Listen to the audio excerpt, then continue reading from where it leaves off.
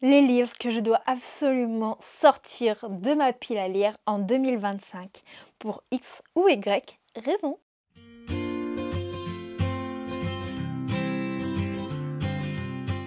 Hello maître et érudit de la citadelle, c'est Johanna. Je suis ravie de vous retrouver aujourd'hui pour une nouvelle vidéo où je vais vous parler des livres que je dois absolument sortir de ma pile à lire. Il y en a parce que ce sont des reliques qui sont en sursis, d'autres parce que ce sont des sagas que je dois absolument découvrir ou tout simplement continuer dans l'année. Avant d'aller plus loin dans cette vidéo, n'hésitez pas à lâcher un petit like, un petit commentaire et à vous abonner si ce n'est pas déjà fait. C'est vraiment le meilleur moyen de soutenir la chaîne. On approche vraiment des 4000 sur cette fin d'année et franchement, si on arrive à les passer avant le 1er janvier, j'en serais extrêmement touchée. Ça pourrait être mon meilleur cadeau pour ces prochains jours. Le premier livre que je dois absolument lire en 2025, il s'agit de Darkshore de Danielle L. Jensen. Vous le savez, Danielle L. Jensen, ça a été vraiment depuis 2 ans une autrice qui est pleine de révélations, une autrice pour laquelle j'ai adoré tous ses livres. Darkshore m'a été offert pour mon anniversaire via une personne de la communauté des petits érudits que vous êtes et j'en suis extrêmement touchée. C'est une raison d'autant plus importante pour que je le sorte de ma pile à lire et j'avoue que je suis très curieuse de le lire. Il a une vibe très été, mais je ne suis pas une lectrice de saison, donc je le sortirai de ma pile dès que le mood sera ok. On est vraiment dans quelque chose de navigation, de monde divisé par les dieux, il y a quelque chose comme ça. Enfin bref, je me souviens plus exactement du résumé, mais c'est pas grave, je n'apprécierai que d'autant mieux ma lecture. En dark fantasy, je dois absolument découvrir, et là je pense que vous allez me motiver en commentaire, j'en suis sûre et certaine, Angélion de Justine Tiffany. Je crois que le tome 3 ou 4, je sais plus, sort au mois de septembre ou octobre 2025. Donc de ce fait, je me dis que c'est vraiment le bon moment, début 2025, de commencer la saga, comme ça je n'aurai pas trop à attendre. Et d'après les retours que j'ai vus, je sais que le dernier tome sorti laisse un petit peu en PLS. Alors au moins je finirai pas trop dans cet état-là avant de lire la suite. Au jour où je vous tourne cette vidéo, Noël n'est pas encore passé, mais quand vous la verrez, je pense qu'on sera plus proche du réveillon. Et il y a Crescent City, le tome 3 de Sarah J. Maas que j'aimerais absolument lire. Il faut dire que j'ai terminé Keleana cette année, je suis à jour également dans la saga Hakotar et j'attendais vraiment d'être à jour dans toutes ces sagas pour pouvoir lire Crescent City. Et même si on peut le lire de manière indépendante, il y a plein de clins d'œil aux autres sagas de l'autrice à travers cette saga-là. Et c'est vrai que je voulais vraiment tout lire pour pouvoir tout cerner au sein de cet univers si riche et si passionnant que nous a créé Sarah J. Maas. Et donc maintenant je n'ai plus qu'à me lancer dans Crescent City 3.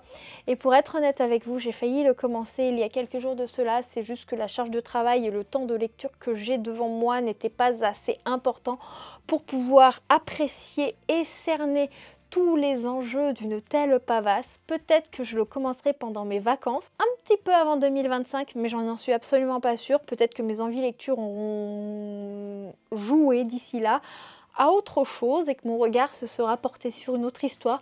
Mais dans tous les cas, si je le découvre pas fin 2024, je le découvre sûr en 2025. Parce que le premier tome de cette saga de Dark Fantasy a été un énorme coup de cœur, je dois absolument découvrir en 2025 le second tome de la Confrérie du Sang de John Gwynne, un univers de Dark Fantasy avec de la mythologie nordique, des divinités, des créatures et tout ça incroyable, des histoires de famille, de guerriers, le tout de manière assez sanglante, des disparitions d'enfants.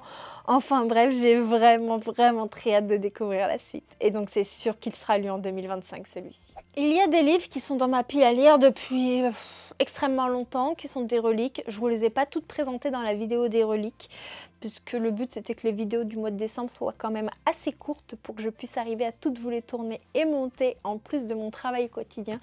Et de ce fait, là je vais en présenter 2 autres et qui sont un petit peu en sursis sur la sellette. C'est-à-dire que si je les ai pas lus en 2025, je ne les lirai sûrement jamais et dans ce cas-là, il faudra peut-être que je m'en sépare. Il y a Sous le charme du Highlander de Havakroll. On est dans une romance historique avec une vibe Highlander, il la veut sous contrat, elle ne rêve que de se venger et l'histoire se passe en 1555 et on va suivre une héroïne qui s'appelle Elia qui a échappé au bûcher et qui ne rêve que de vengeance. En plus, le truc, c'est que ce livre a vraiment tout pour me plaire. L'autre livre, je suis beaucoup plus dubitative sur le fait que je le lirai, tout simplement parce qu'il était déjà sur la sellette de mes nombreux tris de l'année. Il s'agit des Royaumes du Nord, la princesse étrangère de Virginie Decamps. Pour le coup, je sais que c'est une romantaisie qui est énormément plébiscitée dans la bookosphère, mais au moment où je l'ai acheté, je pense que j'aurais dû le lire. Aujourd'hui, j'ai peur que ce soit plus le style de romantaisie que j'aime, que j'apprécie, donc je sais pas. On nous dit négocier ou courber les chines, se battre ou périr, au jeu du pouvoir, seuls les plus habiles s'en sortent. Dans les livres sur la sellette, il y a également Souveraine de Laura Sébastien. Ça fait un long moment qu'il est dans ma pile à lire depuis sa sortie. Je ne l'ai toujours pas lu. J'avais lu H Princesse de la même autrice et j'avais lu le tome 1 mais j'avais pas lu le tome 2 et le tome 3. Alors j'avais passé un bon moment avec le tome 1 même si c'était pas la romantaisie de l'année. J'ai vendu le tome 2 que j'avais en ma possession cette année parce que je me suis rendu compte que H Princesse, si j'avais aimé le tome 1 aujourd'hui, c'était plus le genre de romantaisie que j'aimais lire. Du coup, je me suis dit, bon, bah, ça fait trop longtemps que le tome 2 est dans ma pile à lire, je m'en sépare. Et là, bah, il y a Souveraine qui me fait un petit peu le même effet. Pour le coup, je ne l'ai pas du tout lu, mais je ne sais pas si aujourd'hui ça me plairait encore. Il est toujours dans ma pile à lire, mais voilà, il est vraiment sur la sellette. Si je ne le lis pas cette année, bah... vous le retrouverez sur mon Vinted. Et dans cette histoire, on nous dit qu'il y a une impératrice qui façonne ses filles depuis leur naissance. Elles sont éduquées dans l'art du mensonge, de la séduction, de la manipulation.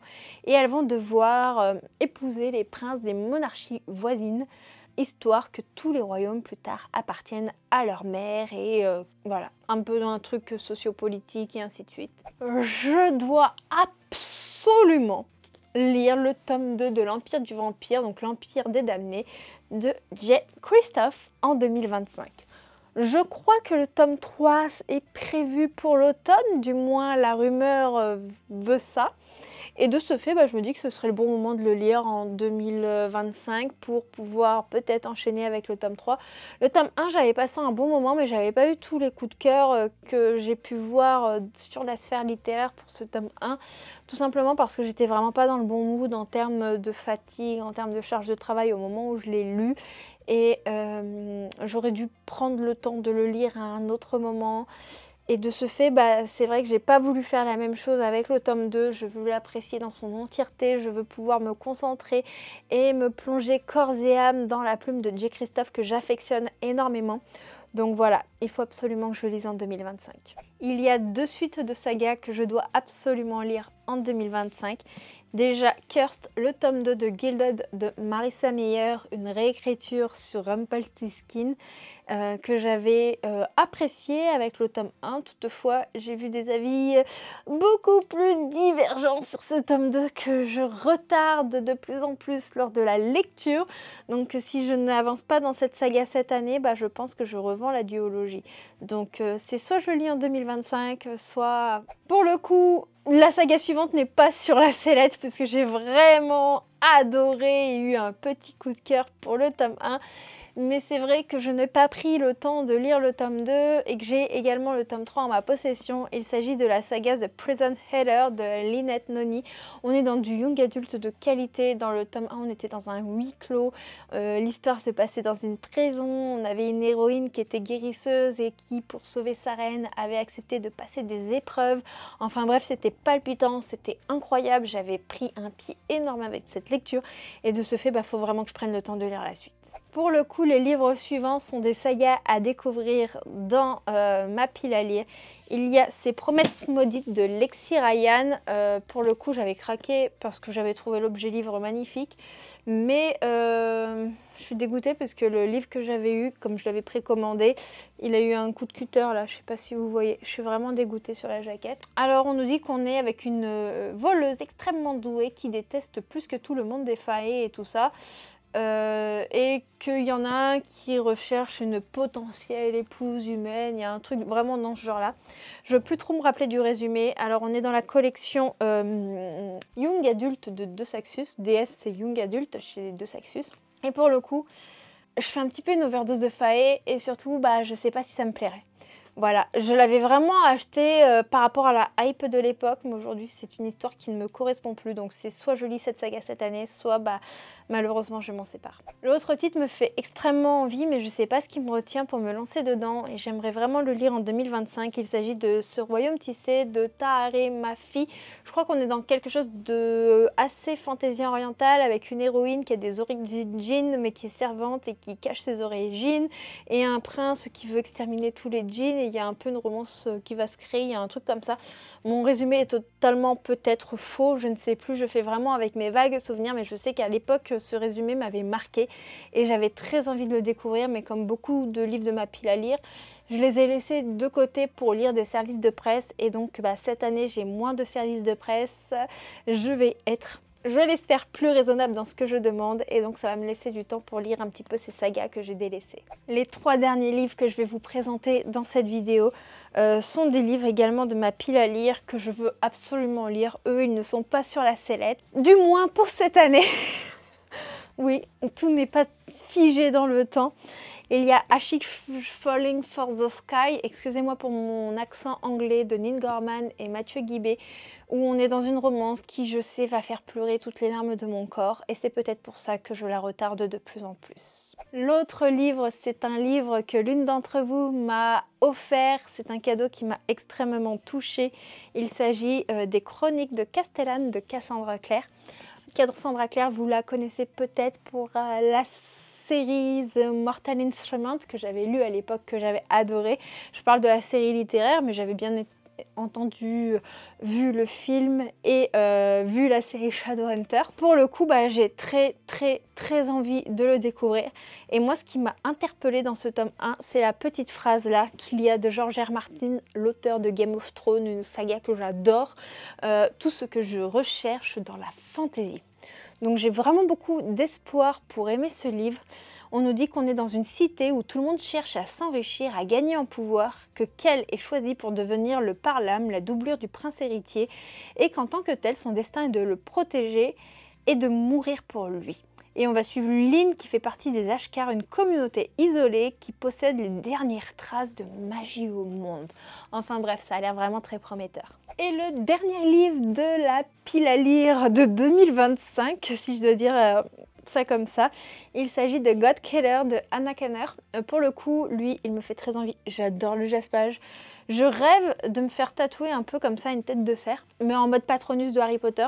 Sauf que mon chéri me dit que les gens qui n'ont pas la référence Harry Potter, ils vont croire que c'est un trophée de chasse. Qu'en pensez-vous d'ailleurs? Dites-moi en commentaire. Enfin bref, ne parlons pas tatouage, parlons livre parce que je m'égare. God Killer me faisait vraiment très envie. Ma libraire m'a dit que ça a été un coup de cœur pour elle. Je l'avais mis dans l'Assassin's Book Challenge. Je pensais le lire à ce moment-là. Si vous ne savez pas, l'Assassin's Book Challenge, c'est le challenge littéraire que j'ai créé cette année, qui a eu lieu en août.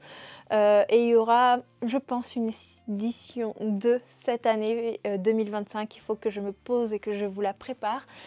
Et donc, je l'avais pas lu et j'espère vraiment le lire. Voilà. N'hésitez pas à me dire dans cette vidéo si vous avez lu un des livres mentionnés, si vous l'avez aimé, histoire de me motiver encore plus à lire ces livres en 2025. Je compte sur votre soutien. Et en attendant, moi je vous fais plein de bisous. Je vous souhaite une très bonne journée et on se dit à très bientôt pour une prochaine vidéo. Ciao, ciao!